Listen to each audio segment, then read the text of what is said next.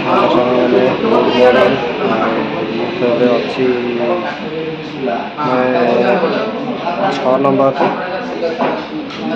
6 ନମ୍ବରରେ ଯେହେତୁ ଟିକେ ଏଇନା ମୋର ପେଟ ରୋଗ ବାହାରିଛି ସେଥିପାଇଁ ମୁଁ ଆସିଛି ମେଡ଼ିକାଲ।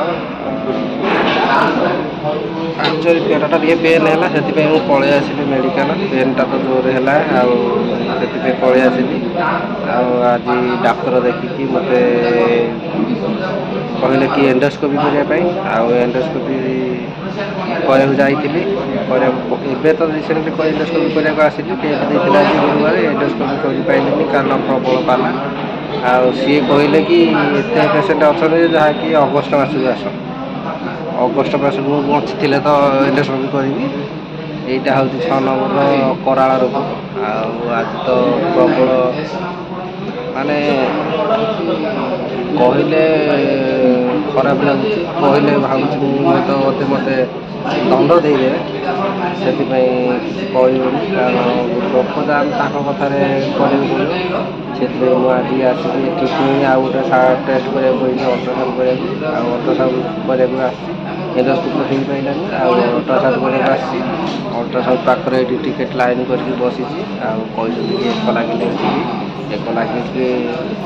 ଏକ ଲାଗିଲେ ମୁଁ ଯିବି। ତାପରେ ମୋର ଅଲ୍ଟ୍ରାସାଉଣ୍ଡ ହେବ। ଆଉ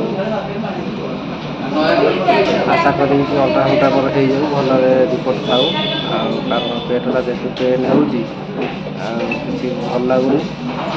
ସେଥିପାଇଁ ଜଲ୍ଦି ଆସିଛି ଅଲ୍ଟ୍ରାସାଉଣ୍ଡ କରିବି। ଏଇଠି ମୁଁ ପ୍ରେସ୍କ୍ରିପ୍ସନ୍ ଥୋଇ ଦେଇକି ବସିଛି। ଆଉ ହଉ କେତେବେଳେ ମୋ ପାଳି ପଡ଼ୁଛି ଆଉ ପାଳି ପଡ଼ିଲେ ମୋତେ ଡାକିବେ। ଆଉ ମୋର ଅଲ୍ଟ୍ରାସାଉଣ୍ଡ ହେବ। ଆଉ ଅଲ୍ଟ୍ରାସାଉଣ୍ଡ ମାନେ ହେଇସାରିଲେ ସାଥେ ରିପୋର୍ଟଟା ଦେଖେଇ ଦେଇକି ପଳେଇବା। କାରଣ ଟାଇମ୍ ଏକା ଆସିଛି ଆଉ ଭଲ ଲାଗୁନି। କାମଟା ସରିଗଲେ ଜଲ୍ଦି ଯାଇ ଘରେ ପହଞ୍ଚିଲେ ଆଉ ଘରେ କ'ଣ କରିବି ନ କରିବି ଦେଖେଇବି। ଘରେ ପହଞ୍ଚେ ଆଉ ଅଲ୍ଟ୍ରାସାଉଣ୍ଡ ରିପୋର୍ଟଟା କ'ଣ ହେଉଛି ବାହାରି ଯାଉ, ଅଲ୍ଟ୍ରାସାଉଣ୍ଡ ଭଲ ହେଇଯାଉ, ତାପରେ ଦେଖେଇବି। ଆଉ ସାଙ୍ଗମାନେ ମୁଁ ତ ଏବେ ପୁରା 6 ନମ୍ବରରୁ ଆକ୍ଚୁଆଲି ମୁଁ ଲେଟ୍ରେ ହେଲା ଆସିବା। ଆଉ ଭିଡ଼ିଓ ବି ସୁଟ୍ ହେଲାନି ମନ ଦୁଃଖରେ। ଆଉ କିଛି ସୁଟ୍ ହେଇପାରିଲାନି। ଆଉ ଟେନସନ୍ରେ ବି କିଛି ସୁଟ୍ କରିନି। ଆଉ ମୁଁ ମେଡ଼ିକାଲରୁ ଆସିଲି 6 ନମ୍ବରରୁ 4ଟା ବେଳେ ଆସିକି ଖାଇ ପିଇକି ଟିକେ ଶୋଇ ପଡ଼ିଥିଲି। ଆଉ ନିଦ ଭାଙ୍ଗିଲାନି। ଆଉ ଏବେ ଟିକେ ଜଷ୍ଟ ଚା ଫା ଖାଇକି ଏଇଠି ଗଡ଼ୁଛି ଏଇଠି। ଆଉ ଯୋଉଥିପାଇଁ ଯାଇଥିଲି ମେଡ଼ିକାଲ ସେ କାମଟା କିନ୍ତୁ ହେଲାନି। ଆଜି ମୋର ଏଣ୍ଡୋସ୍କୋପି ହେବାର ଥିଲା।